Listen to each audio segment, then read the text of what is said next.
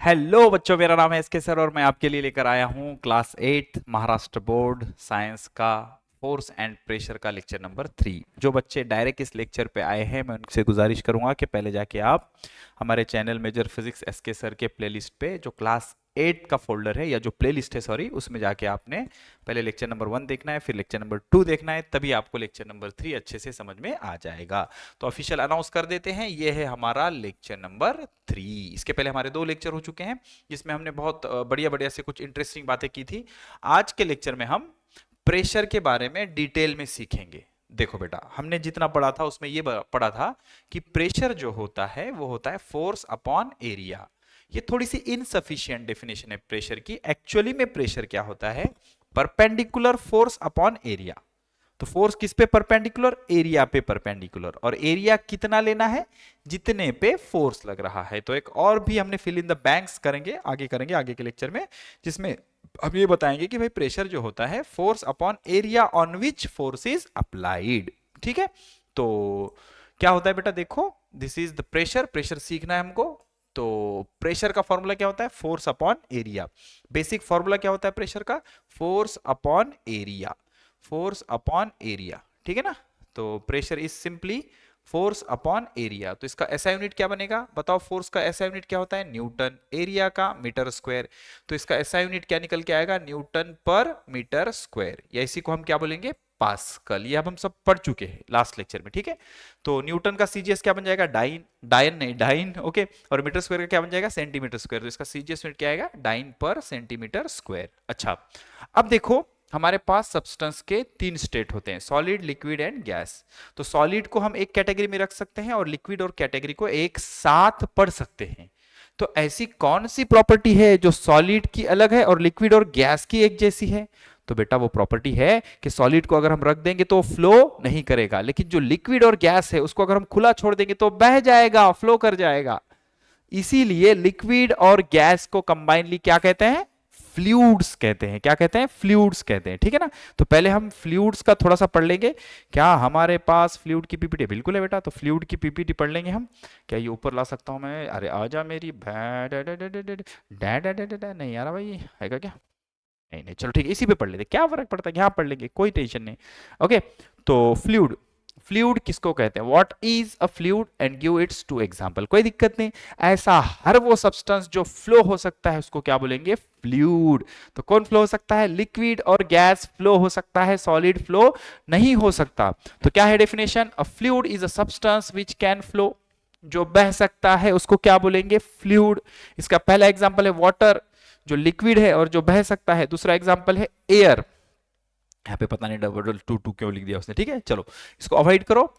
तो air, gas, ठीक है। तो फ्लूइड मतलब ऐसे हर सब्सटेंस जो फ्लो कर सकते हैं। तो लिक्विड और गैस को कंबाइनली क्या बोला जाता है बेटा?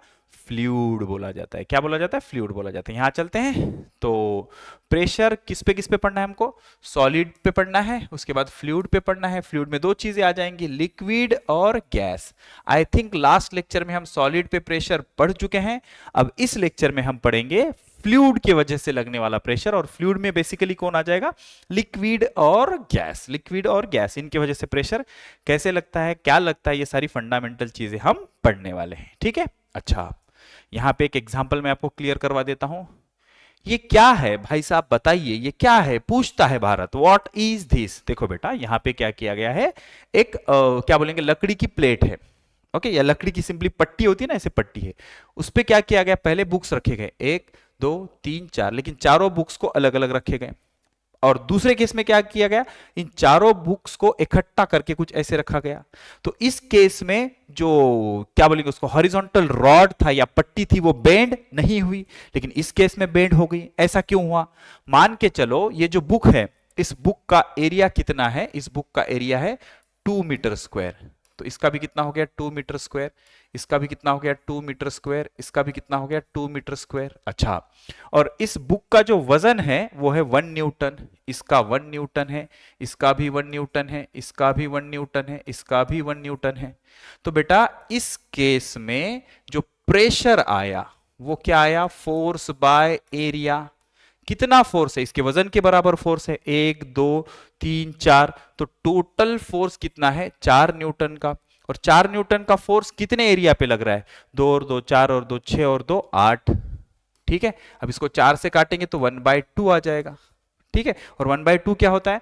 1/2 होता है 0.5 पास्कल। मतलब इस केस में प्रेशर कितना आया? 0.5 पास्कल। अच्छा, इस केस की बात कर लेते हैं, तो इसमें प्रेशर कितना आएगा? Force upon area. बताओ बेटा जी, फोर्स कितना है? सर 4 बुक्स है, 1 न्यूटन 1 न्यूटन 1 न्यूटन 1 न्यूटन, तो टोटल कितना हो गया? 4 न्यूटन। लेकिन भाई साहब असली करामत अब होगी, ये पूरा फोर्स कितने एरिया पे लगा? एक ही बुक बराबर एरिया पे लगा, तो एक बुक का एरिया कितना है? 2, तो 2 से काटेंगे तो 2 पास्कल आएगा। मतलब सिनेरियो सेम है, बुक्स उतने ही हैं और जो रॉड है वो भी वही है, लेकिन यहां पे इसको ऐसे फैला के रख दिया गया था तो फोर्स ज्यादा एरिया पे लग रहा था, और यहां पे इसको इकट्ठा रख दिया गया तो फोर्स कम एरिया पे लगा। तो ये दर्शाता है कि एरिया कम तो प्रेशर ज्यादा। तो इस केस में प्रेशर कितना आया? 2 पास्कल, और इस केस में कितना आया? 0.5 पास्कल। तो इस केस में प्रेशर ज्यादा था, तो इसलिए जो पट्टी बहन जी है, ये नीचे वाली जो पट्टी है, पट्टी बेंड हो गई, क्योंकि ज्यादा प्रेशर वो बर्दाश्त नहीं कर सकती। तो इसके और इसके कंपैरिजन में इसमें प्रेशर कैसा था? ज्यादा, तो पट्टी क्या हो गई? बेंड हो गई। तो प्रेशर दो चीजों पे डिपेंड करता है, आप कितना फोर्स लगाते हो और कितने एरिया पे लगाते हो। अगर एरिया ज्यादा तो प्रेशर कम, और एरिया कम तो प्रेशर ज्यादा। जैसे यहां पे 4 बुक अलग अलग एरिया पे फोर्स लगा रहे थे और चारों बुक एक ही एरिया पे फोर्स लगा रहे थे, तो इसका एरिया कम हो गया तो प्रेशर ज्यादा, तो पट्टी टेढ़ी हो गई। लेकिन इसका एरिया ज्यादा तो प्रेशर कम, तो पट्टी बेंड नहीं हुई। आई होप आपको चीजें समझ में आ रही हैं। आगे बढ़ते हैं। अच्छा, यहां समझते हैं। यहां पे एक ब्लॉक लिखा है जिसमें बताया जा रहा है कि भाई प्रेशर किस वजह से लगता है। याद रखो बेटा, पहले मैं आपको समझा देता हूं कि लिक्विड में प्रेशर क्यों लगता है। याद रखो, मान के चलो कि ये हमारे पास एक कंटेनर है, एक कंटेनर है, ठीक है। इस कंटेनर में रखा है वाटर वा ब्लू कलर से बताते हैं वाटर को, आज ब्लू है, पानी पानी पानी, ठीक है ना। तो कुछ इस तरह से ये हमने इसमें लिक्विड भर दिया, ठीक है।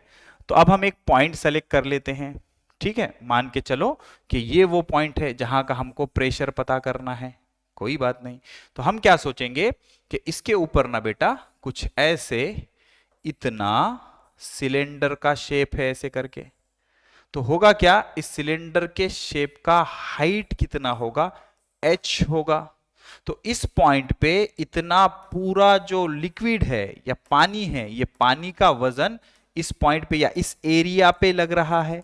मान लो इसका एरिया कितना है a और इसकी हाइट कितनी है h। तो इस पॉइंट को बेटा इस सिलेंडर जितने पानी का वजन उठाना पड़ रहा है।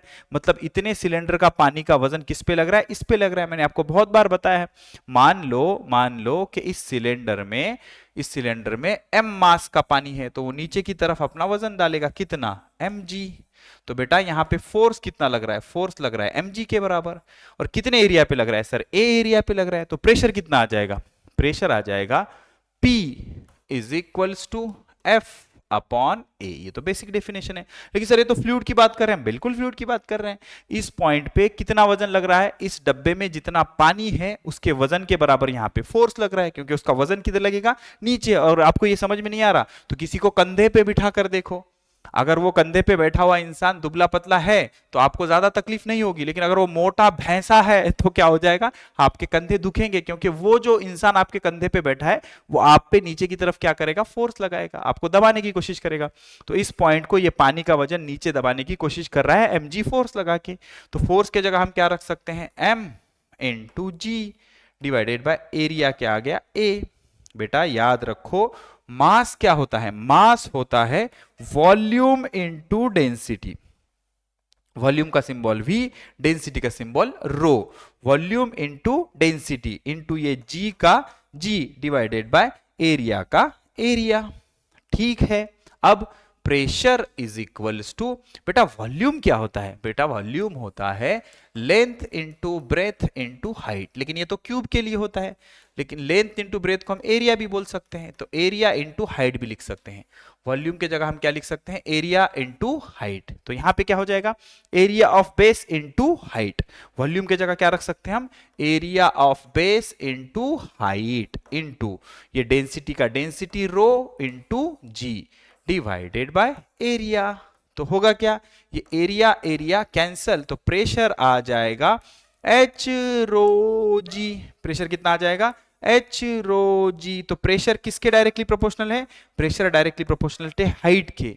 ये क्या दर्शाता है कि तुम जितना नीचे जाओगे उतनी जो हाइट है लिक्विड कॉलम की वो बढ़ती जाएगी, तो प्रेशर ज्यादा होगा। इसीलिए हम ओशन में ज्यादा नीचे जाके स्विम नहीं कर सकते।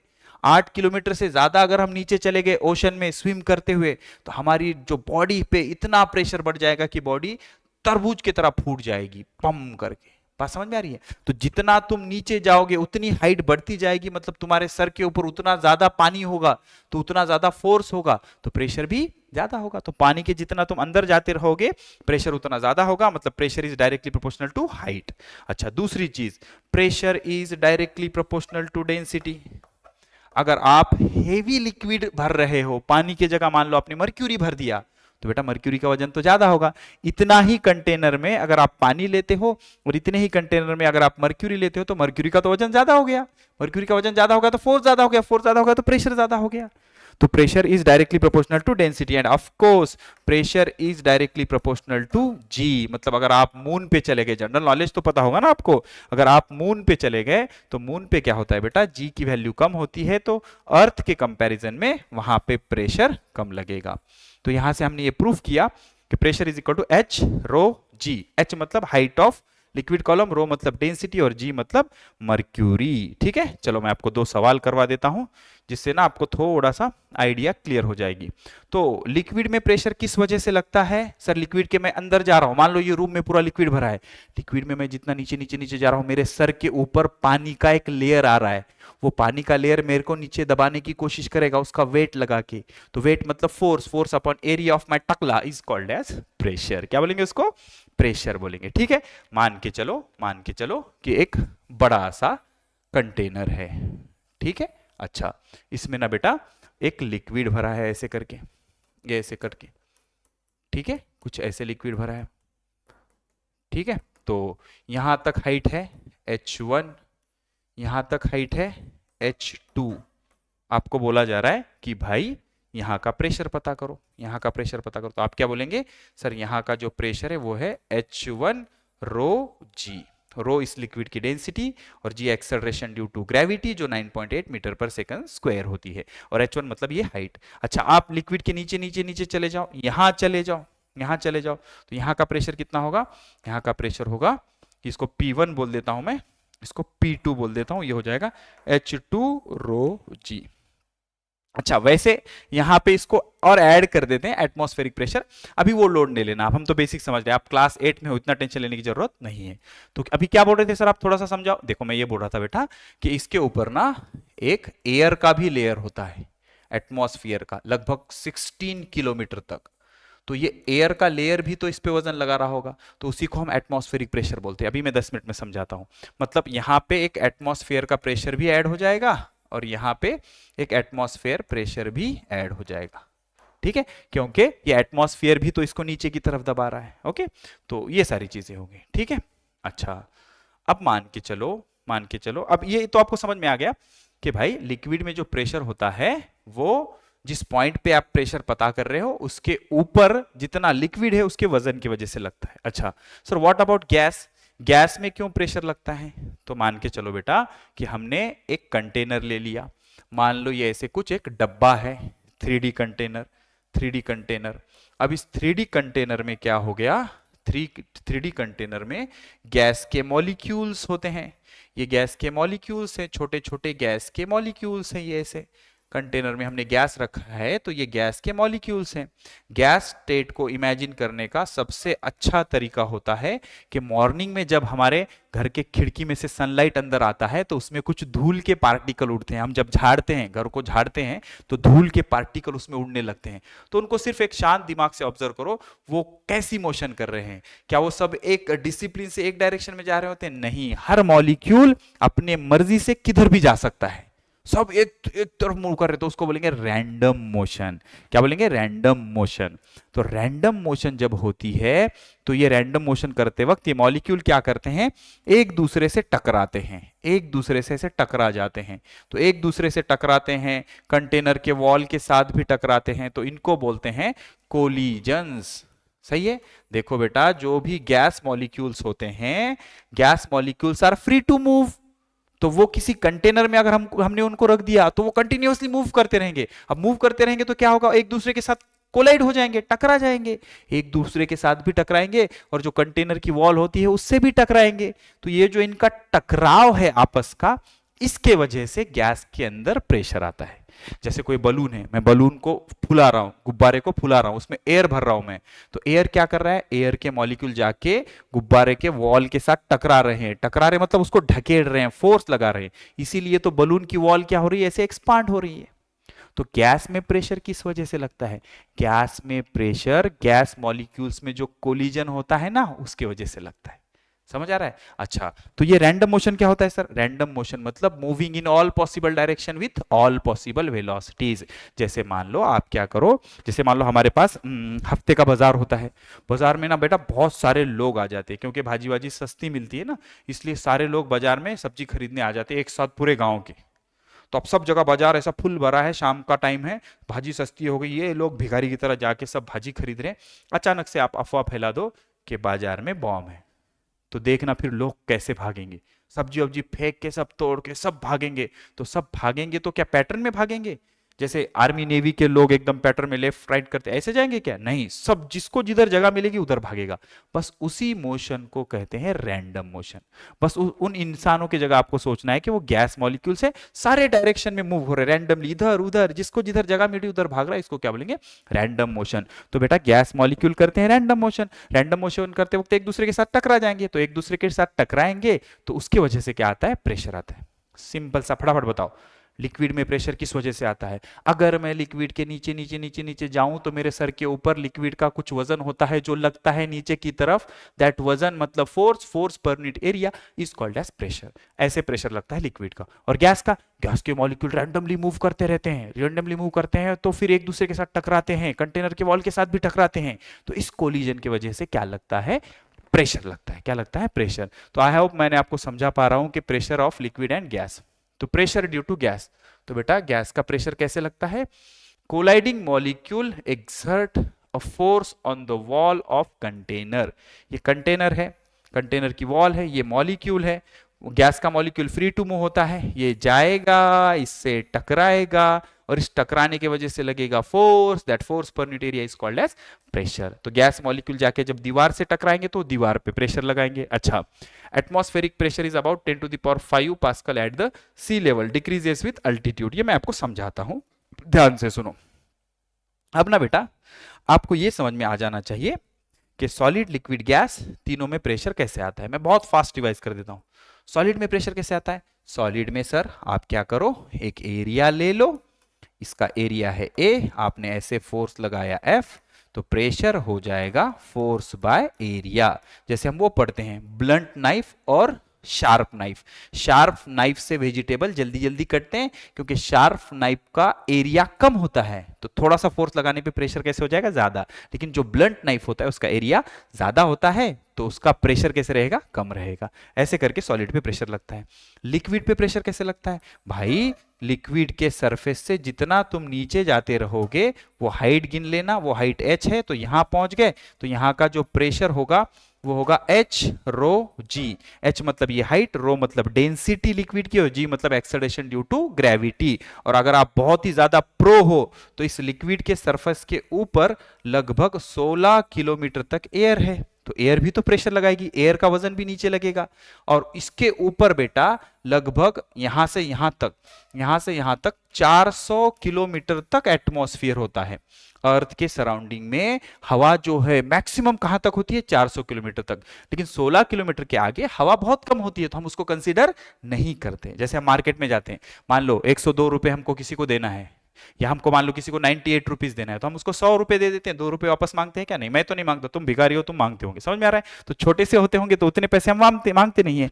तो 16 किलोमीटर के बाद एयर की डेंसिटी इतना कम हो जाती है कि हम वो कंसिडर नहीं करते। आपको करना है तो कर लो, कोई टेंशन नहीं। तो इतना जो एयर का लेयर है, यहां पे जो वजन लगाएगा उसको बोलेंगे एटमॉस्फेरिक प्रेशर। तो इसमें ये पानी के इसमें ये प्रेशर ऐड हो जाएगा, उसको क्या बोल देंगे हम? Atmospheric pressure. ठीक है, अच्छा अब समझना बेटा होता क्या है। एटमॉस्फेरिक प्रेशर किसको बोलते हैं? एटमॉस्फेरिक प्रेशर समझने से पहले हमको समझना होगा कि एटमॉस्फियर किसको बोलते हैं। याद रखो अर्थ के अंदर एक प्रोसेस होती है, एक फिनोमेनॉन होती है जिसको बोलते हैं ग्रेविटेशन। मास के वजह से वो एक अट्रैक्टिव फोर्स डेवलप कर लेता है अर्थ, उसको बोलते हैं ग्रेविटेशन। तो अर्थ ने क्या किया है, अपने सराउंडिंग में हवा को पकड़ रखा है। किससे? ग्रेविटेशन से। तो अर्थ के सराउंडिंग में ये जो हवा का लेयर है इसको क्या बोलेंगे? एटमॉस्फेयर। क्या बोलेंगे? एटमॉस्फेयर। जैसे ये अर्थ है, ये देखो सेंटर में क्या आ गया? अर्थ। अर्थ से लेके अगर हम एग्जैक्ट कैलकुलेशन करें 400 किलोमीटर तक हवा होती है, लेकिन ज्यादातर हवा किस रीजन में है? 16 किलोमीटर तक। 16 किलोमीटर के बाद हवा की डेंसिटी बहुत कम हो जाती है। तो अगर कोई इंसान यहां खड़ा होगा तो उसके सर के ऊपर कितने किलोमीटर तक? 400 किलोमीटर तक एयर का एक कॉलम है। तो 400 किलोमीटर तक एयर का कॉलम है, तो ये 400 किलोमीटर एयर का कॉलम इसके सर पे वजन लगाएगा। 400 किलोमीटर एयर कॉलम में जितनी भी एयर आती है, जैसे यहाँ पे डायग्राम है देखो, ये कुछ ऐसा एयर कॉलम है, समझ में आ रहा है? ये एयर कॉलम है, यहाँ पे ज्यादा मॉलिक्यूल्स है, क्योंकि जितना आप अर्थ के पास होगे एयर की डेंसिटी कैसे होगी? ज्यादा होगी। मतलब मान के चलो कि ये 16 किलोमीटर है, ये कितना है? 16 किलोमीटर, और ये कितना है? 400 किलोमीटर। तो बेटा आप अर्थ से जैसे जैसे ऊपर जा रहे हो वैसे वैसे एयर की डेंसिटी क्या हो रही है? कम हो रही है। तभी तो ये डॉट कैसे हैं? कम है, मतलब एयर मॉलिक्यूल्स लेस नंबर में है। लेकिन यहाँ पे एयर मॉलिक्यूल ज्यादा है, तो हम ये ज्यादा वाले ही कंसीडर करते हैं, कम वाले कंसीडर करते हैं क्या? नहीं। तो इन सभी मॉलिक्यूल्स का वजन इस पे लगेगा। दैट वजन divided by area is called as pressure. उसको क्या बोलेंगे? प्रेशर। और किसकी वजह से लग रहा है? एटमॉस्फेयर की वजह से लग रहा है, इसलिए इसको क्या बोलेंगे? Atmospheric pressure. क्या बोलेंगे? Atmospheric pressure. समझ आ रहा है? समझ आ रहा है? Atmospheric pressure. एक मिनट मैं ये देख लेता हूं। चलो ठीक है, कोई दिक्कत नहीं। एटमॉस्फेरिक प्रेशर इसको क्लियर कर लेंगे, फिर मैं आपको समझाता हूं। एटमॉस्फेरिक प्रेशर क्या हो रहा है? What is mean by atmospheric pressure? देखो, the earth is surrounded by air from all sides. Earth के सभी साइड्स में एयर का एक लेयर है 16 किलोमीटर तक, और मैक्सिमम कहां तक? 400 किलोमीटर तक। 400 किलोमीटर के बाद मेरे भाई आपको कुछ भी नहीं दिखाई देगा। समझ में आ रहा है? तो 400 किलोमीटर तक एयर का लेयर है, उसको क्या बोलेंगे? एटमॉस्फेयर बोलेंगे। क्या बोलेंगे? Atmosphere. This layer is called as atmosphere. पृथ्वी के सभी साइड्स में एक हवा का लेयर है, इसको बोलेंगे एटमॉस्फेयर। मैक्सिमम हवा किस में है? सरफेस से 16 किलोमीटर तक, और ज्यादा से ज्यादा कहां तक है? 400 किलोमीटर तक। 400 किलोमीटर के बाद आपको कुछ भी नहीं मिलेगा। ठीक है, फिर आगे its density is high up to 16 kilometre. आ गया, डेंसिटी मैक्सिमम कहां तक है? 16 किलोमीटर तक। From the earth surface beyond that up to 400 kilometre its density is very low. 16 से 400 किलोमीटर तक डेंसिटी कैसी है? बहुत ही कम है। फिर air due to its weight exert pressure on the surface of the earth. जो हवा का वजन है वो किस पे लगेगा? सरफेस ऑफ अर्थ पे लगेगा। The pressure exerted by air of or atmosphere surrounding the earth is known as atmospheric pressure। उस एटमॉस्फेरिक, उस हवा के वजह से जो प्रेशर लग रहा है सरफेस पे उसको बोलेंगे atmospheric pressure. It is the ratio of weight of air column to the area of the surface on the earth. ये क्या है? रेशियो है किसका? उस एयर कॉलम के वजन के बराबर divided by area. It's decreases with altitude. Altitude मतलब हाइट। जैसे जैसे आप ऊपर ऊपर जाओगे वैसे वैसे ये कम होता जाएगा। कैसे कम होगा जरा समझना बेटा। मान के चलो कि कोई इंसान यहां खड़ा है, कोई इंसान यहां खड़ा है, तो इसके सर पे ना बेटा इतने पूरे एयर कॉलम का वजन है। लेकिन अगर ये यहां से ऊपर जाके यहां आ गया, अब यहां आ गया तो इसके सर पे ये एयर कॉलम है। अच्छा, यहां के बजाय ये यहां आ गया तो बेटा इसके सर पे तो ये एयर कॉलम है, तो जैसे जैसे ये ऊपर जा रहा है वैसे वैसे इसके सर पे एयर कॉलम का जो वजन है वो कम होता जा रहा है, मतलब फोर्स कम होता जा रहा है, एरिया तो उतना ही है, फोर्स कम हो रहा है, मतलब प्रेशर कम होता जाएगा। ठीक है, इस पे प्रेशर क्या होता जाएगा, कम होता जाएगा। तो जब आप हाइट वर्सेस इसका ग्राफ की बात करेंगे, तो जब आप जमीन पे हो तो प्रेशर बहुत ज्यादा है, जैसे जैसे आप ऊपर जा रहे हो वैसे वैसे ये जो प्रेशर है वो कम होता जा रहा है, जैसे आप हाइट बढ़ाते जा रहे हो वैसे प्रेशर क्या होता जा रहा है, कम होता जा रहा है। The density of air decreases with altitude, altitude मतलब height, and also the weight of air column above the given place, तो वेट भी कम होता है, इसलिए क्या होता है, प्रेशर कम होता जाता है, प्रेशर क्या होता जाता है, कम होता जाता है। ठीक है, मैं आपको फिर एक बार समझा देता हूं बेटा, ध्यान से समझो। ये रहा अर्थ, समझना, दिस इज द अर्थ। ठीक है, ये रहे हम, मैं मान लेता हूं, चलो ये मैं हूं। ठीक है, ये एस के सर है, ये एस के सर का टकला है, टकले का एरिया मान के चलो 1 सेंटीमीटर स्क्वायर। तो बेटा एस के सर के टकले के ऊपर लगभग 16 किलोमीटर तक बहुत हाई डेंसिटी का एयर है, और अगर आपको पूरा ही लेना है तो और ऊपर तक चले जाओ, तो टकले के लगभग 400 किलोमीटर ऊपर तक एयर का लेयर है। तो इसका पूरा वजन कहां पे लगेगा, इस पे लगेगा। कितना लगेगा, mg, जितना भी होगा। तो this mg divided by area of टकला इज कॉल्ड एज प्रेशर, और ये किसके वजह से लग रहा है, एटमॉस्फेयर की वजह से, तो इसको क्या बोलेंगे, एटमॉस्फेरिक प्रेशर। अब साइंटिस्ट ने इसको कैलकुलेट कर लिया है। अच्छा, सी लेवल पे क्यों बोलते हैं बेटा, क्योंकि बेटा देखो सी लेवल को जमीन का प्लेन सरफेस माना जाता है, जितनी भी हाइट गिनी जाती है वो सी लेवल से गिनी जाती है, समझ में आ रहा है। तो जमीन से लगभग 400 किलोमीटर तक एक एयर का कॉलम बनता है, वो हम जमीन पे एक फोर्स लगाता है, that force per unit area is called as pressure, उसको क्या बोल देंगे, प्रेशर। और साइंटिस्ट ने इसको ऑलरेडी हमारे लिए कैलकुलेट करके रखा है कि एक एटमॉस्फेरिक प्रेशर जो होता है वो कितना होता है, 101 into 10⁻³ pascal. Note, the air pressure at the sea level is about 1 atmosphere, इसी को क्या बोलते हैं, 1 एटमॉस्फेयर। तो एक एटमॉस्फेयर कितना होता है, इतना पास्कल होता है। इसको ऐसे भी याद रख सकते हैं, 1.013 इंटू 10⁵ पास्कल होता है। ठीक है, और एक बार जो होता है वो 10⁻³ मिली बार होता है, मिली मतलब 10⁻⁻3। तो ऐसे अगर हम देखेंगे 10⁻³ मिली बार, ठीक है ना, मिली बार, तो 10⁻³ इंटू मिली मतलब कितना बेटा, मिली मतलब 10⁻⁻3 बार। तो ये +3 -3 कैंसिल, कितना बचा, 1। समझ में आ गया, तो क्या हो गया, 1 bar is equal to 10⁻³ milli bar. Okay, hecto का मतलब होता है 100, 100, हेक्टो का मतलब क्या होता है 100, तो 1 millibar is equal to 10⁻² pascal. इसको भी प्रूफ कर लेते हैं, ध्यान से सुनो, 1 मिली बार, ठीक है, तो 1 मिली बार, मिली मतलब कितना, मिली है ना ये, 1 मिली बार, ठीक है, कोई टेंशन नहीं। तो 1 मिली मतलब 10⁻³ बार, और याद रखो एक बार में 10⁵ पास्कल होते हैं, 10⁵ पास्कल होते हैं। तो 5 - 3 कितना, 2, मतलब 10⁻² पास्कल। और मैंने आपको पहले भी बताया 10⁻² मतलब 100, 100 मतलब हेक्टो पास्कल, तो ये क्या हो जाएगा, हेक्टो पास्कल, क्या हो जाएगा, हेक्टो पास्कल। ठीक है, तो ये भी हमने प्रूफ कर दिया। 1 millibar is equal to 1 millibar is equal to 10⁻², अच्छा 10⁻² पास्कल, 1 millibar is 10⁻² pascal, 10⁻³ milli bar, 10⁻³ into 10⁵ pascal, 5 में से 3 गए, कितने बचे, 2, 10⁻² पास्कल, तो 1 हेक्टो पास्कल, सही है, 10⁻² पास्कल मतलब हेक्टो पास्कल, सही है। Atmospheric pressure is express in millibar और हेक्टो पास्कल। याद रखो हेक्टो पास्कल या मिली बार ये यूनिट होता है किसका, एटमॉस्फेरिक प्रेशर का। सही बात है, कोई दिक्कत नहीं है। चलो फटाफट आगे बढ़ते हैं, ये हो गया अपना, ये भी हो गया। अच्छा ये पढ़ लेते हैं, यहाँ चलते, बहुत जल्दी जल्दी कर लेंगे। देखो क्या बोल रहा है, state the characteristics of pressure due to liquid or fluid in general, write a short note on pressure due to liquid। ठीक है, characteristics of pressure due to liquid is as follows। पहला characteristics, pressure at a point in a liquid or fluid is due to the weight of liquid fluid column above that point। मतलब यहां का pressure किसके वजह से आया, इस point के ऊपर जितना लिक्विड का कॉलम है उसके वजन के वजह से यहां क्या आता है, प्रेशर आता है। ये पहली प्रॉपर्टी हमने क्लियर की है। दूसरा, it acts on all side of the container, ये सभी साइड पे लगता है कंटेनर की। क्या किया है, एक कंटेनर है, इसमें हमने छोटा सा पाइप लगा के बलून लगा दिया। मान लो मैंने इधर पाइप लगा के बलून लगाया होता तो ये भी फूल जाता, इधर पाइप लगा के बलून लगाया होता तो ये भी फूल जाता। तो सभी डायरेक्शन में क्या करेगा, ये प्रेशर लगाएगा। By the way pressure is a scalar quantity, pressure का कोई डायरेक्शन नहीं होता।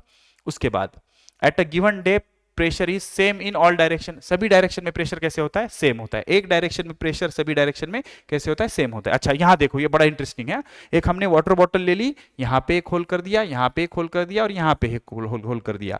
तो बेटा इसका जो ये है, मतलब इसकी जो धार जाएगी वो ज्यादा दूर तक जाएगी, इसकी कम जाएगी, इसकी बहुत कम जाएगी। क्यों, क्योंकि यहां जो पॉइंट है इसकी हाइट h1 है, यहाँ इसकी हाइट h2 है और यहाँ इसकी हाइट h3 है। और डायग्राम से हमको क्लियर दिखाई दे रहा है कि h3 is greater than h2 is greater than h1। यहाँ की हाइट ज्यादा तो यहाँ का प्रेशर भी कैसे होगा, ज्यादा होगा। तो यहाँ से निकलने वाले पानी का प्रेशर भी कैसे होगा, ज्यादा होगा। तो पानी का प्रेशर ज्यादा होगा तो पानी ज्यादा दूर तक जाएगा। समझ में आ रहा है। तो सारा खेल किसका है, प्रेशर का है। तुम जितना नीचे आ रहे हो उतनी हाइट क्या हो रही है, ज्यादा हो रही है। तो जितने नीचे उतना प्रेशर ज्यादा, यहाँ का प्रेशर सबसे ज्यादा होगा, यहाँ का प्रेशर सबसे कम होगा। प्रेशर ज्यादा तो ज्यादा दूर तक पानी जाएगा, लेकिन एक ही जगह का पानी उतने ही दूर गिरेगा। मतलब एक जगह पे सभी डायरेक्शन में प्रेशर कैसे लगेगा, same. It is independent of the shape and size of container, shape और साइज पे प्रेशर डिपेंड नहीं करता। क्योंकि मान के चलो एक ऐसा कंटेनर है और एक ऐसा कंटेनर है, इसमें यहां तक पानी भरा है, इसमें भी यहां तक पानी भरा है। इसकी हाइट कितनी है h, इसकी हाइट कितनी है h। आपको बोला यहां का प्रेशर बताओ, तो यहां का प्रेशर होगा h rho g plus atmosphere का प्रेशर। यहां का प्रेशर बताओ तो क्या होगा h रो g। तो दोनों के बेस में प्रेशर कैसे लगेगा, सेम लगेगा, वो शेप पे डिपेंड नहीं करता। It is proportional to height of liquid, pressure h rho g है तो जितनी ज्यादा हाइट उतना ज्यादा प्रेशर, गिवन पॉइंट के ऊपर जितना हाइट होगा उसको डायरेक्टली प्रोपोर्शनल होगा। It is proportional to density, जितना ज्यादा डेंस लिक्विड होगा उतना ज्यादा प्रेशर होगा, जितना ज्यादा डेंसिटी का लिक्विड उतना ज्यादा प्रेशर। मतलब ये कंटेनर है, ये कंटेनर है, इसमें पानी भरा है, इसमें मर्क्यूरी भरा है, इसमें पानी भरा है, इसमें मर्क्यूरी भरा है। तो इस पॉइंट पे अगर हम चले गए, दोनों की हाइट सेम है, तो यहाँ का प्रेशर बहुत ज्यादा होगा क्योंकि इसके ऊपर मर्क्यूरी रखी है, इसको मर्क्यूरी का वजन उठाना है और इसको पानी उठाना है। तो इसका प्रेशर कम होगा, इसका प्रेशर ज्यादा होगा, जिसकी डेंसिटी ज्यादा उसका प्रेशर ज्यादा। अच्छा, it is proportional to acceleration due to gravity at a given point. अगर आप अर्थ और मून को कंपेयर करेंगे तो मून पे acceleration due to gravity g/6 होती है, तो वहां प्रेशर कम लगेगा। अर्थ पे एक्सेलरेशन ड्यू टू ग्रेविटी ज्यादा है तो वहां प्रेशर ज्यादा लगेगा, क्योंकि प्रेशर क्या होता है, हाइट के डायरेक्टली प्रोपोर्शनल, डेंसिटी के डायरेक्टली प्रोपोर्शनल और g के डायरेक्टली प्रोपोर्शनल होता है। ठीक है, this is all about pressure due to fluid. ठीक है, कैरेक्टरिस्टिक्स हमने बता दिए। अच्छा, जब भी बेटा आप डैम के वॉल की बात करेंगे तो डैम के वॉल जो होती है वो बॉटम में बड़े साइज की होती है, थिक, और टॉप में पतली होती है। ऐसा क्यों करते हैं, डिजाइन बनाने के लिए नहीं, जितना आप इसके सरफेस से नीचे नीचे जाओगे वैसे वैसे हाइट क्या होगी उसकी, बढ़ती जाएगी। अब हाइट ऑफ लिक्विड कॉलम अगर बढ़ता गया तो प्रेशर क्या होगा बेटा, बढ़ते जाएगा, ऑब्वियस है ना।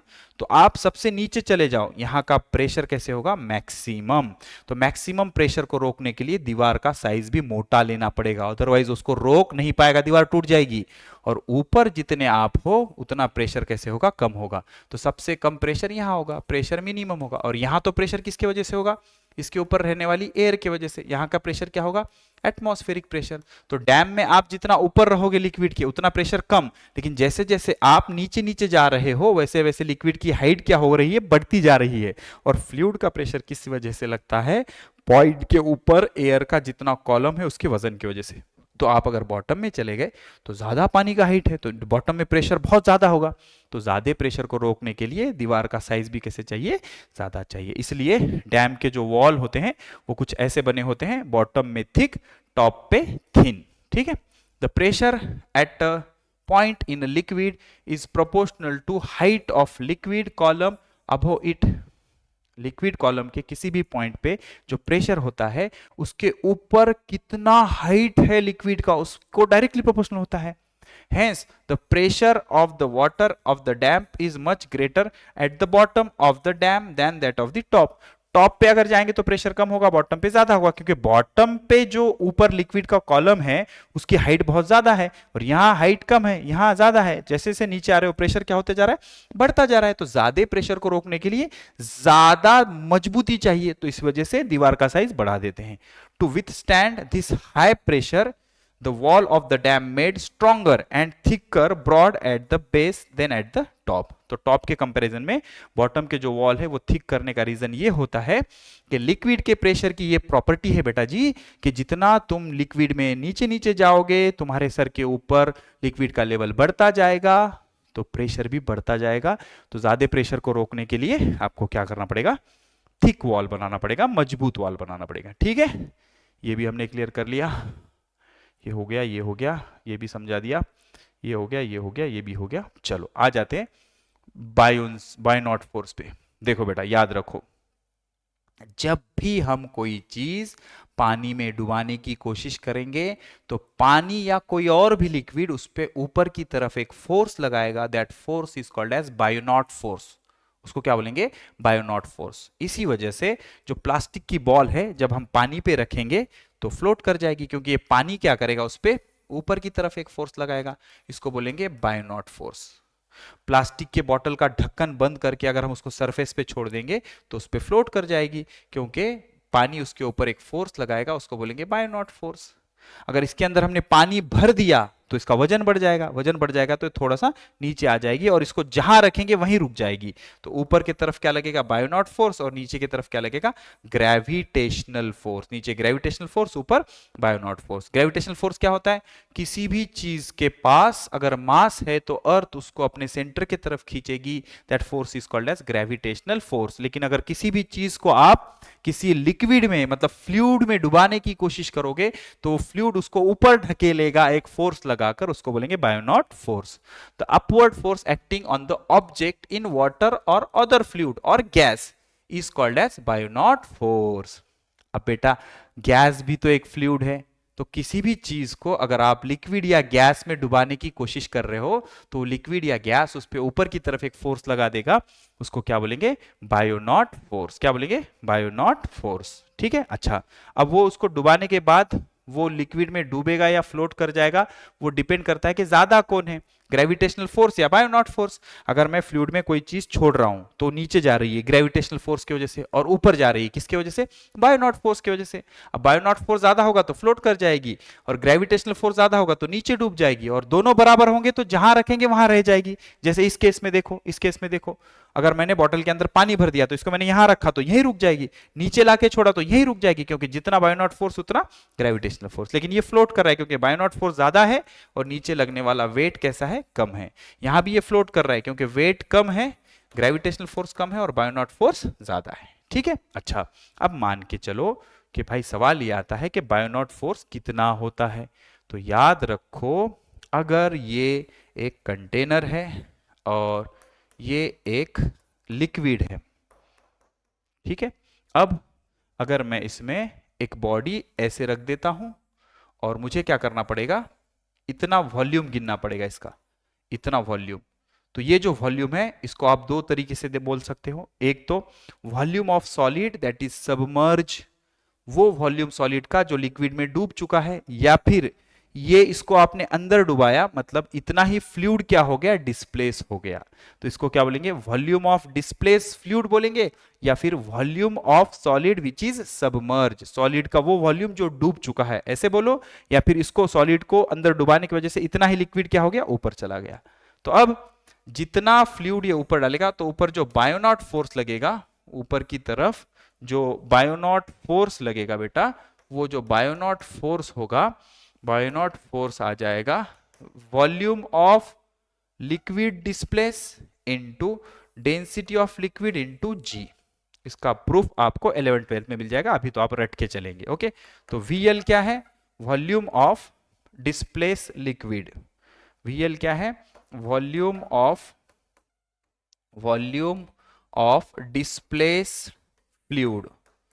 ठीक है, इस सॉलिड को इसमें डुबाने की वजह से जितना लिक्विड ऊपर चला गया, कितना लिक्विड ऊपर गया, जितना सॉलिड उसमें डूबा, और पूरा डुबा देते तो पूरा वो लिक्विड ऊपर चल जाता इसके वॉल्यूम के बराबर। ठीक है, तो volume of liquid, volume of displace fluid, royal क्या है, density of fluid, density of fluid, और जी क्या होता है, एक्सेलरेशन ड्यू टू ग्रेविटी। ठीक है, अच्छा कुछ एग्जाम्पल कर लेते हैं जिससे आपको आइडिया आ जाएगी कि बायोनॉट फोर्स कैसा और कितना लगता है। जैसे पहला एग्जाम्पल ध्यान से सुनो, मान लो ये कंटेनर है, ये कंटेनर है, इसमें हमने रख दिया मर्क्यूरी, क्या रख दिया, मर्क्यूरी। तो डेंसिटी ऑफ मर्क्यूरी कितना होगा, रो एच जी, रो मतलब डेंसिटी। अब मैंने इसमें एक स्पीयर डुबाया है जिसका वॉल्यूम है 5 मीटर क्यूब। तो आपको बताना है कि इस पे बायोनॉट फोर्स कितना लगा। तो सर इस पे जो बायोनॉट फोर्स लगा उसका फॉर्मूला होता है वॉल्यूम ऑफ लिक्विड डिस्प्लेस। तो कितने वॉल्यूम का सॉलिड आपने डुबाया, 5 मीटर क्यूब का, मतलब लिक्विड कितना ऊपर गया होगा, 5 मीटर क्यूब। ठीक है, तो 5 मीटर क्यूब वॉल्यूम है इसका, into density of mercury into g, इतना बायोनॉट फोर्स। और ये फोर्स है तो किस में गिनेंगे, न्यूटन में। किधर लगेगा, ऊपर की तरफ। ठीक है, अच्छा मान लो कि सर हमने एक कंटेनर लिया, इसमें हमने पानी रखा, पानी रखा, तो डेंसिटी किसकी लेंगे, डेंसिटी ऑफ वाटर। और इसमें हमने एक सिलेंडर डुबाया, सिलेंडर ऐसे शेप का होता है बेटा, ये ऐसे शेप का होता है, ये सिलेंडर डुबाया इतना, तो इसके अंदर जो सिलेंडर डूबा उसका वॉल्यूम कितना है, 1 मीटर क्यूब। तो जितना सिलेंडर डूबा उतना ही वॉल्यूम डिस्प्लेस हुआ, और लिक्विड का डिस्प्लेस हुआ। तो ऊपर की तरफ एक बायोनॉट फोर्स लगेगा, वो कितना होगा, जितना वॉल्यूम डिस्प्लेस हुआ या फिर जितना वॉल्यूम डूबा, volume into density of water into g, इतना बायोनॉट फोर्स उस पे लगेगा। अच्छा नीचे की तरफ कौन सा फोर्स लगेगा, सर नीचे की फोर्स, नीचे की तरफ फोर्स लगेगा mg, इस पे भी नीचे की तरफ फोर्स कौन सा लगेगा, mg। तो अब ये डूबेगा के फ्लोट कर जाएगा, ये किस पे डिपेंड करता है, कौन ज्यादा है उस पे डिपेंड करता है। अगर वजन ज्यादा होगा तो नीचे डूब जाएगा, और बायोनॉट फोर्स ज्यादा होगा तो ऊपर फ्लोट कर जाएगा, और दोनों बराबर होंगे तो जहां रखेंगे वहीं रुक जाएगा।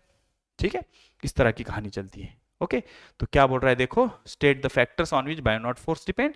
तो बायोनॉट फोर्स 3 फैक्टर पे डिपेंड करता है, एक वॉल्यूम ऑफ लिक्विड डिस्प्लेस, ऐसे बोलो, या फिर volume of solid which is submerge, दोनों एक ही होते हैं, उसके बाद डेंसिटी ऑफ लिक्विड, एंड उसके बाद acceleration due to gravity. The buoyant force depends on volume of object immerse in the fluid, कितना वॉल्यूम ऑब्जेक्ट का इमर्स किया है फ्लूइड में, जितना वॉल्यूम इमर्स किया है उतना ही फ्लूइड डिस्प्लेस हुआ होगा।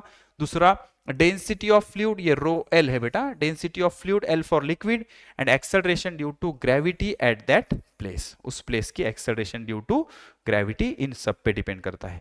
लेक्चर नंबर 5 में मैं इसके बहुत बेहतरीन न्यूमेरिकल्स आपको करवा दूंगा। ठीक है, अच्छा यहां चलते हैं। अच्छा ये चीज मैं आपको समझाता हूं, ध्यान से सुनो। मान लो हमने क्या किया, एक ग्लास ले लिया और ग्लास में हमने भर दिया पानी, क्या भर दिया, पानी। ठीक है, अब पानी में डाल दिया नींबू, नींबू मतलब लेमन। तो हुआ ये कि नींबू अंदर डूब गया, जो लेमन था लेमन अंदर डूब गया, क्योंकि लेमन पे लगने वाला जो वजन है इस पे लगने वाले बायोनॉट फोर्स से क्या था, ज्यादा था, तो वो नीचे की तरफ चला गया। लेकिन जो बायोनॉट फोर्स है वो किस पे डिपेंड करता है, volume of lemon, volume of lemon, density of liquid और जी पे। ठीक है, अब मैंने क्या किया, चुपके से इसके अंदर नमक डाल दिया, नमक डाल दिया, बहुत सारा नमक डाल दिया। तो बेटा याद रखो, पानी में नमक डालने से पानी की डेंसिटी बढ़ जाएगी। तो पानी की डेंसिटी अगर बढ़ गई तो ये डेंसिटी इसकी बढ़ गई, डेंसिटी बढ़ गई तो ऊपर का फोर्स भी क्या हो गया, बढ़ गया। ऊपर का फोर्स बढ़ गया तो ये धीरे धीरे क्या होगा, ऊपर आएगा, धीरे धीरे क्या होगा, ऊपर आएगा। और मैं नमक डालता रहूंगा तो डेंसिटी बढ़ते रहेगी, तो ये क्या होता जाएगा, ऊपर जाता जाएगा। मतलब सर अगर मैं किसी चीज को क्लीन वाटर के जगह साल्टेड वाटर में डालूं तो उस पे बायोनॉट फोर्स ज्यादा लगेगा। यस, क्योंकि साल्टेड वाटर की डेंसिटी कैसी होती है, ज्यादा होती है, तो बायोनॉट फोर्स भी क्या हो जाएगा, ज्यादा हो जाएगा। तो क्लीन वाटर में लेमन डूब जाएगा, लेकिन जैसे हमने उसमें नमक डाल दिया तो डेंसिटी बढ़ जाएगी, डेंसिटी बढ़ गई तो ऊपर लगने वाला बायोनॉट फोर्स बढ़ जाएगा, बायोनॉट फोर्स बढ़ जाएगा तो धीरे धीरे वो लेमन किधर जाएगा, ऊपर जाएगा। ठीक है, बस यही चीज ये समझा रहे हैं। क्या बोलते, देखो लेमन इस पे तैर रहा है, मतलब ये वाटर कैसा है, साल्टेड वाटर है, और पानी में सॉल्ट ऐड करने की वजह से उसकी डेंसिटी बढ़ गई तो बायोनॉट फोर्स भी क्या हो जाएगा, बढ़ जाएगा। क्या बोल रहा है, a lemon sinks in a glass filled with water but it floats when stir in spoons of salt in the water, explain why. Clean पानी में अगर हम लेमन डालेंगे तो वो उसमें डूब जाएगा, लेकिन उसमें अगर हम नमक ऐड कर देंगे तो फ्लोट कर जाएगा। क्यों? क्योंकि जैसे ही हमने पानी में नमक ऐड किया उसकी डेंसिटी बढ़ गई, डेंसिटी बढ़ गई तो इस पे लगने वाला बायोनॉट फोर्स भी बढ़ गया, तो उसको ऊपर ले जाएगा और फ्लोट कर जाएगा। When salt is dissolved in water, जब पानी में नमक डाल दिया जाएगा, the density of water increases, obvious है, मास बढ़ रहा है सॉल्ट डालने से तो डेंसिटी बढ़ गई। The buoyant force proportional to density of the liquid, ठीक है, density of the liquid. Hence when lemon is immerse in water containing salt, अगर नमकीन पानी में हम नींबू डालते हैं, निचोड़ते नहीं है, नींबू डालते हैं, okay, the magnitude of buoyant force acting on the lemon becomes greater than the magnitude of the weight. वजन से ज्यादा अगर बन गया तो क्या कर जाएगा, therefore it will be float. Simple सी चीज है, नमक डालने की वजह से पानी की डेंसिटी बढ़ जाती है, इसके कारण क्या हो जाता है, बायोनॉट फोर्स भी बढ़ जाता है, तो इसलिए नींबू जो है वो फ्लोट कर जाएगा। ठीक है, सिंपल सी चीज थी। आगे बढ़ते हैं, Archimedes principal, very interesting, 10 minute में खत्म करते हैं। आर्किमिडीज प्रिंसिपल, आर्किमिडीज एक बहुत बड़े साइंटिस्ट थे। अब इनकी स्टोरी में नहीं जाएंगे यार, हम न्यू जनरेशन के लोग हैं, पुरानी कहानी पढ़ के कोई फायदा नहीं। आर्किमिडीज ने क्या बोला, ध्यान से सुनो, अगर हम किसी भी चीज को एयर में वजन करते हैं, ठीक है, ध्यान से सुनो, एयर में वजन करते हैं, जैसे एक वेइंग मशीन है और एक बॉडी है, ये बॉडी है ऐसे करके, इसको मैंने वजन किया, ठीक है, तो बेटा इसका वजन दिखाई दिया 100 न्यूटन। कितना वजन दिखाई दिया इसका, 100 न्यूटन। अब मैंने क्या किया, इसी को पानी में डुबा के इसका वजन किया, जैसे यहां पे पानी में डुबा दिया मैंने इसको, पानी में डुबा दिया इसको पूरी तरह से, तो इसको पानी में डुबाने की वजह से जो यहाँ पे एक साइड आर्म बिठा दिया मैंने ऐसे, तो पानी में डुबा दिया तो इसके वॉल्यूम के बराबर पानी इसमें से कम हो जाएगा, इसके वॉल्यूम के बराबर पानी इसमें से कम हो जाएगा। तो मैंने क्या किया कि कंटेनर में वो पानी जमा किया, इसको अंदर डुबाने के वजह से इसके वॉल्यूम के बराबर पानी इसमें जमा हो जाएगा, उसको मैंने कंटेनर में जमा कर दिया, इसको बोलेंगे वॉल्यूम ऑफ डिस्प्लेस फ्लूइड या वॉल्यूम ऑफ डिस्प्लेस वाटर।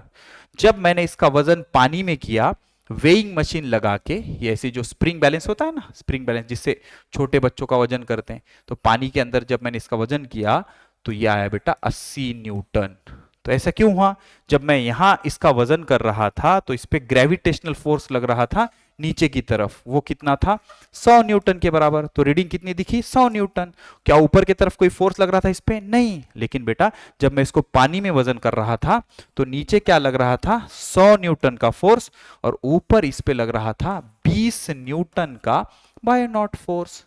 क्योंकि बायोनॉट फोर्स कब लगता है, जब किसी भी चीज को हम लिक्विड में डालते हैं। तो सर एयर में भी तो बायोनॉट फोर्स लगता है, बिल्कुल लगता है, लेकिन एयर की डेंसिटी वाटर के या लिक्विड के कंपैरिजन में बहुत कम होती है, तो उसका बायोनॉट फोर्स उतना कंसीडरेबल नहीं होता, लेकिन पानी में बहुत ज्यादा लगता है, तो ये 80 न्यूटन का दिखने लगा। अच्छा, आर्किमिडीज का जादू ये था, आर्किमिडीज ने जब इसका वजन गिना तो ये कितना आया 20 न्यूटन। कितना आया 20 न्यूटन। मतलब मैं किसी भी चीज को जब लिक्विड में डुबाऊंगा तो उसके डुबाने की वजह से जितना फ्लूइड उसका डिस्प्लेस हुआ उसके वजन के बराबर उसका वजन कम हो जाएगा, मतलब उतना उसके ऊपर क्या लगेगा बायोनॉट फोर्स। क्या लगेगा बायोनॉट फोर्स। मैं 3 एग्जांपल से आपको ये चीज बहुत अच्छे से समझाऊंगा। आप समझ गए यहाँ पे क्या हो रहा है। एक चीज को जो 100 न्यूटन की थी एयर में, उसको मैंने जब लिक्विड में डुबाया तो उसका वजन आया 80 न्यूटन। वजन 80 न्यूटन क्यों आया, क्योंकि 20 न्यूटन का उस पर क्या लगा बायोनॉट फोर्स। तो आर्किमिडीज ने बोला कि बायोनॉट फोर्स उतना होता है जितना इसको इसके अंदर डुबाने की वजह से लिक्विड क्या हो गया डिस्प्लेस, उसके वजन के बराबर क्या होता है बायोनॉट फोर्स। ठीक है, इसको समझाने के लिए एक बहुत बेहतरीन एग्जांपल मैं आपको समझाता हूं, ध्यान से सुनो। हमने क्या किया, 3 कंटेनर ले लिए। कितने कंटेनर लिए, 3 कंटेनर। ध्यान से सुनो, 3 कंटेनर। ये एक कंटेनर, ये दूसरा कंटेनर और ये तीसरा कंटेनर। ठीक है, इस कंटेनर में हमने पानी रखा, इस कंटेनर में हमने ऑयल रखा और इस कंटेनर में हमने मर्क्यूरी रखा। याद रखो बेटा, पानी की डेंसिटी जो होती है, डेंसिटी ऑफ वाटर होती है 1000 किलोग्राम पर मीटर क्यूब। ऑयल की जो डेंसिटी होती है वो होती है 800 किलोग्राम पर मीटर क्यूब। और जो मर्क्यूरी की डेंसिटी होती है वो होती है 13,600 किलोग्राम पर मीटर क्यूब। ठीक है, अच्छा, मतलब सबसे ज्यादा वजन कौन है? मर्क्यूरी। सबसे हल्का कौन है? ऑयल। अब मैंने क्या किया, एक बॉडी ले ली, इसका मैंने एयर में वजन कर लिया, तो इसका एयर में वजन आया 50 न्यूटन। कितना आया? 50 न्यूटन। तो अब जब मैंने इसको पानी में डुबाया तो इसके वॉल्यूम के बराबर पानी क्या हो गया? डिस्प्लेस हो गया। तो इसको पानी में डुबाने के वजह से इतना पानी, इसके वॉल्यूम जितना पानी डिस्प्लेस हो गया, तो जितना पानी डिस्प्लेस हुआ उसका वजन था 10 न्यूटन। उसका वजन कितना था? 10 न्यूटन। अब इसको अगर मैंने ऑयल में डुबाया तो ऑयल तो पानी से हल्का होता है, तो 1 लीटर पानी डिस्प्लेस हुआ तो 1 लीटर ऑयल डिस्प्लेस होगा, 1 लीटर ऑयल डिस्प्लेस हुआ तो 1 लीटर मर्क्यूरी डिस्प्लेस होगा। सबका वॉल्यूम कैसे रहेगा? सेम। लेकिन बेटा 1 लीटर पानी का वजन अगर 10 न्यूटन है तो 1 लीटर ऑयल का वजन 8 न्यूटन होगा और 1 लीटर मर्क्यूरी का वजन 30 न्यूटन होगा। मोटा मोटा समझा रहा हूं मैं आपको, क्योंकि 1 लीटर मर्क्यूरी की डेंसिटी बहुत ज्यादा है तो वजन भी कैसे होगा? ज्यादा होगा। तो ये जो पानी है इस बॉडी पे कितना बायोनॉट फोर्स लगाएगा? 10 न्यूटन।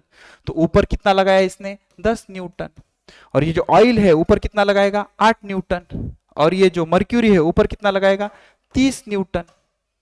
तो किसी भी चीज को पानी के अंदर या लिक्विड के अंदर डुबाने की वजह से अगर उसका कुछ वॉल्यूम डिस्प्लेस हो रहा है लिक्विड का, तो उसके वजन के बराबर वो ऊपर की तरफ फोर्स लगाएगा। ये होता है आर्किमिडीज प्रिंसिपल। तो इस बॉडी का वजन जो है वो वाटर में कितना होगा, मर्क्यूरी में कितना होगा और ऑयल में कितना होगा? एयर में कितना है? 50, नीचे 50, ऊपर 10, तो वजन कितना हो गया? 40 न्यूटन। अच्छा, मर्क्यूरी में कितना होगा? नीचे कितना लग रहा है? 50, ऊपर कितना लग रहा है? 30, तो 50 में से 30 गए, बचा कितना? 20 न्यूटन। और ऑयल में कितना लग रहा है? नीचे 50, ऊपर 8, तो कितना लग रहा है? 42 न्यूटन। समझ आ रहा है? मतलब किसी भी चीज को जब हम किसी लिक्विड में सबमर्ज करेंगे तो उस चीज को डुबाने की वजह से जितना लिक्विड का वॉल्यूम डिस्प्लेस हो गया उसके वजन के बराबर उसके ऊपर क्या लगेगा? बायोनॉट फोर्स। बस इसी को कहते हैं आर्किमिडीज प्रिंसिपल। ठीक है, यहां चलते हैं, क्या बोल रहा है आर्किमिडीज प्रिंसिपल? क्या बोल रहा है Archimedes principle? When object is partially और fully immerse in a fluid, किसी भी ऑब्जेक्ट को थोड़ा या पूरी तरह से हम किसी फ्लूइड में सबमर्ज करते हैं और force of buoyancy acts on it, उस पे क्या लगेगा? बायोंसी का फोर्स लगेगा ऊपर की तरफ। यहां भी क्या लगेगा? बायोंसी का फोर्स लगेगा। अब आप बोलेंगे सर यहां तो कुछ है ही नहीं, मैं बोलूंगा एयर है ना, तो एयर उसके ऊपर बायोंसी फोर्स लगाएगी in upward direction. This force is equal to the weight of fluid displace by object. उस ऑब्जेक्ट को इसके अंदर डुबाने की वजह से जितना वजन लिक्विड का डिस्प्लेस हुआ उसके वजन के बराबर इस पे क्या लगेगा? बायोनॉट फोर्स। जैसे यहां पे मैंने आपको समझाया था, ये 50 न्यूटन की बॉडी थी, इसको मैंने पानी में डाला तो 10 न्यूटन पानी डिस्प्लेस हो गया, तो इसका वजन हो गया 40 न्यूटन। ऑयल में डाला तो 8 न्यूटन ऑयल डिस्प्लेस हुआ, क्योंकि ऑयल हल्का होता है, तो उसका वजन बन गया 42 न्यूटन। और 30 न्यूटन मर्क्यूरी डिस्प्लेस हुआ वजन उसका, तो उसका वजन बन गया 20 न्यूटन। ठीक है, अच्छा आगे बढ़ते हैं, यहां चलते हैं, बस 10 मिनट में खत्म कर रहे हैं, इसको पहले क्लियर करते हैं। क्या बोल रहा है? अ पीस ऑफ वुड, एक लकड़ी का टुकड़ा, float both in water and kerosene, पानी और केरोसिन दोनों में फ्लोट करता है। In which liquid does not sink more during floating. Why? देखो हमारे पास एक पानी है और एक केरोसिन है, तो बेटा केरोसिन की डेंसिटी होती है लगभग 800 किलोग्राम पर मीटर क्यूब, और जो पानी की होती है वो 1000 किलोग्राम पर मीटर क्यूब होती है। तो अगर ज्यादा डेंसिटी होगी, क्या हो गया भाई, हट जा, ज्यादा डेंसिटी होगी तो उसमें बायोनॉट फोर्स भी ज्यादा होगा, तो जो डूबने वाला सॉलिड है वो कम डूबेगा। बायोनॉट फोर्स ज्यादा किस में लगेगा? पानी में, और कम किस में लगेगा? केरोसिन में। तो बायोनॉट फोर्स अगर इस पे ज्यादा लग रहा है तो हम इसको ज्यादा ऊपर ढकेल देंगे, इसका मतलब लिक्विड में लकड़ी कम डूबेगी। ओके, ध्यान से सुनो। The piece of wood sink more in kerosene than in water during the floating. ऐसा क्यों? क्योंकि density of kerosene is less than the density of water, kerosene की डेंसिटी कम होती है। The buoyant force on a body is proportional to density of liquid in which the body is immerse, जिसमें body को immerse किया जा रहा है उसके डेंसिटी के डायरेक्टली प्रोपोर्शनल होती है। When a body floats the magnitude of buoyant force acting on the body is equal to the weight of the body. Buoyant force कितना लगता है? वजन के बराबर लगता है। Hence volume of body of the liquid displaced by floating body is inversely proportional to the density of the liquid. ध्यान से सुनो, ध्यान से सुनो। एक कंटेनर है, दूसरा कंटेनर है, इसमें है पानी और इसमें है केरोसिन, ठीक है। अब सेम लकड़ी, एक लकड़ी है ऐसे करके, एक लकड़ी है, तो दोनों में फ्लोट हो रहा है। तो नीचे क्या लगा, mg, नीचे क्या लगा, mg, ऊपर क्या लगा, बायोनॉट फोर्स Fb1, ऊपर क्या लगा, बायोनॉट फोर्स Fb2। अच्छा, क्या मैं ये बोल सकता हूं दोनों फ्लोट कर रहे हैं, मतलब दोनों का बायोनॉट फोर्स कैसा है, same, Fb1 is equal to Fb2, क्योंकि दोनों किसको संभाल रहे हैं, mg को संभाल रहे हैं। और फ्लोट क्यों कर रहे हैं, क्योंकि लगने वाला बायोनॉट फोर्स वजन के बराबर है, लगने वाला बायोनॉट फोर्स वजन के बराबर है। अच्छा, एक बात बताओ, बायोनॉट फोर्स क्या होता है, volume of liquid density of liquid into g. Buoyant force क्या होता है, volume of liquid density of liquid into g, g g cancel. तो अगर ऐसा चाहिए तो मैं बोल सकता हूं जिसका वॉल्यूम ज्यादा उसकी डेंसिटी कम, और जिसकी डेंसिटी ज्यादा उसका वॉल्यूम कम। तो किसकी डेंसिटी ज्यादा है, पानी की डेंसिटी ज्यादा है।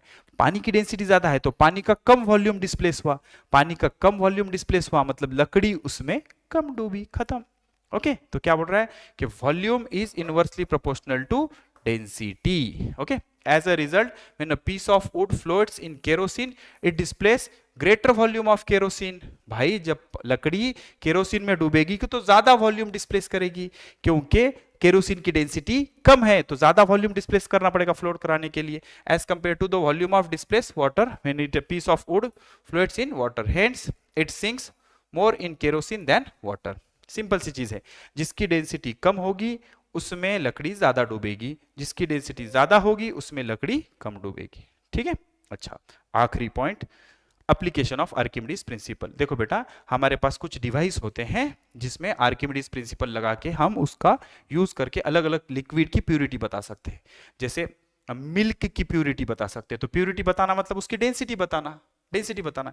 हमारे पास एक रॉड होता है जिसपे कुछ मटेरियल लगा होता है और इस पे रीडिंग लिखी होती है। तो अगर लिक्विड की डेंसिटी आप चेंज कर रहे हो, जिसकी प्यूरिटी गिनना है उसको इस कंटेनर में भरा जाता है और एक रॉड को इसके अंदर सबमर्ज किया जाता है।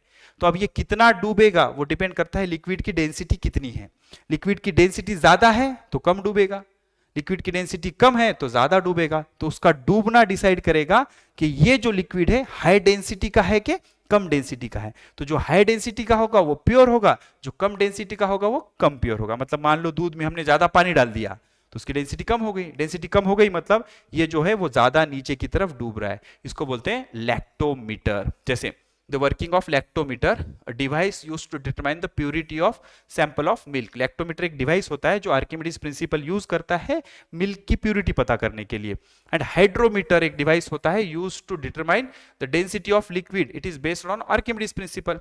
हाइड्रोमीटर से हम लिक्विड की डेंसिटी पता कर सकते हैं जिसमें पानी भी आ गया।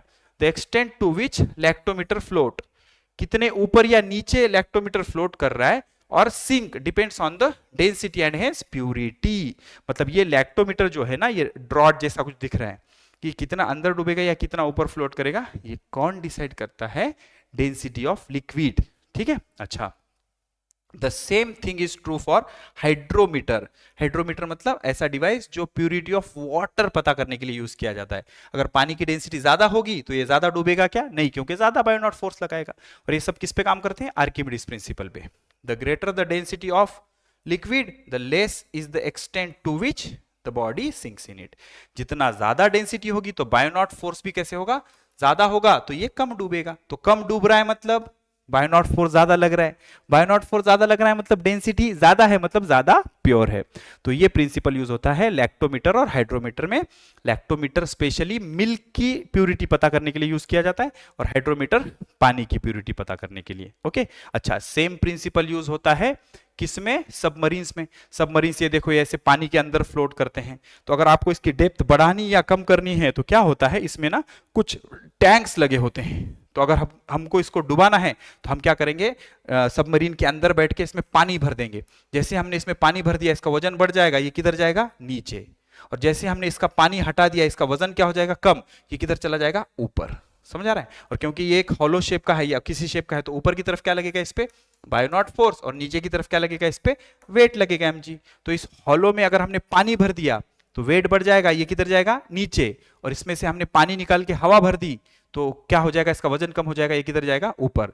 तो ऐसे करके हम सबमरीन की डेप्थ कम ज्यादा कर सकते हैं। पढ़ लेता हूं मैं क्या लिखा है। Archimedes principle is used to design ships and submarine, submarine जो पानी के अंदर चलते हैं। A submarine is provided with a large tank in front and back, इसके आगे और पीछे क्या बड़े बड़े टैंक लगे होते हैं। It's weight can be increase by filling the tanks with sea water और air from the compress air reservoir, इसका वजन बढ़ाया जा सकता है इसके अंदर हाई प्रेशराइज एयर भर के या पानी या साल्ट वाटर भर के, ठीक है। The weight can be decrease by pouring out, मतलब weight can be decrease by pumping out water from the tanks by forcing compress air in them, मतलब इसका वजन अगर हमको कम करना है तो जो टैंक आगे और पीछे लगे थे उसमें का पानी हम निकाल लेंगे तो उसका वजन क्या हो जाएगा? कम। तो किधर चला जाएगा? ऊपर। By the controlling weight, it can be made to sink or rise the surface as desired. तो इस तरह से हम हमारे डिजायर्ड हाइट पे सबमरीन को नीचे या ऊपर ले जाएंगे। सबमरीन के आगे और पीछे टैंक लगे होंगे, उसमें पानी भर दिया, वजन बढ़ गया, नीचे चला गया, पानी हटा दिया, वजन कम हो गया, ऊपर चला गया। इस तरह से सबमरीन काम करता है, ठीक है। अच्छा, ये जो शिप्स फ्लोट करते हैं वो भी इसी प्रिंसिपल पे ही काम करते हैं। क्या बोल रहा है देखो, the density of body that floats or sink in the water or kerosene can be determined by Archimedes principle। इन सब की डेंसिटी भी किससे निकाली जाती है? Archimedes principle। the density of kerosene can be determined by Archimedes principle using a body of material that is not affected by water और kerosene. ये भी क्या हो गया? उसका एप्लीकेशन हो गया, ठीक है। अब ये जो शिप भी काम करती है ये भी किस पे काम करती है? आर्किमिडीज प्रिंसिपल पे। ये इसकी समरी है। Pressure due to liquid, liquid का प्रेशर उसके ऊपर के वाटर कॉलम की वजह से लगता है, गैस का प्रेशर मॉलिक्यूल के कोलिजन की वजह से लगता है, independent of the size and shape of the container. और प्रेशर कितना लगता है? H rho g. Buoyant force कितना होता है? V rho g. Volume of liquid displace, density of liquid into g, या volume of solid submerge, density of liquid into ji.